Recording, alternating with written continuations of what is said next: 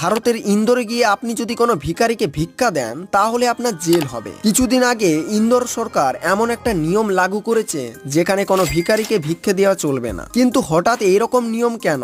আজকের সময়ে আমাদের ভারতে 3 লক্ষের থেকেও বেশি বাচ্চা রাস্তায় ভিক্ষা করে। ওরা নিজে থেকে ভিক্ষা করে না, ওদের দিয়ে ভিক্ষা করানো হয়। একটা সার্ভেতে জানা গেছে এক মহিলা 2টো বাচ্চাকে দিয়ে ভিক্ষে করায়, যেখান থেকে সে প্রতি মাসে 75,000 টাকা করে ইনকাম করত। এই টাকা দিয়ে সে জমি, বাড়ি, ফোন সবকিছুই করে নিয়েছে। এছাড়াও অনেক শহরে এদের একটা গ্যাং কাজ করে যারা বাচ্চাদেরকে কিডন্যাপ করে ভিক্ষা চাওয়াতে বাধ্য করে। এবং কি এটা তো লক্ষ্য করেই থাকবেন যে মহিলারা ভিক্ষা চায় তাদের কোলে 1 থেকে 2টো বাচ্চা থাকে, আর আমরা তাদের প্রতি দয়া দেখিয়ে সহজেই ভিক্ষে দিয়ে দিই। এতে আমরা নিজেরাই এই ক্রাইমকে দিনের দিন বাড়াচ্ছি। তাই ইন্দোর সরকার সবকিছু দেখে ভিক্ষে দেওয়ার প্রতি ব্যান্ড লাগাচ্ছে, আর যাদের আসলেই কাজ করার ক্ষমতা নেই তাদেরকে সরকার সাহায্য করবে।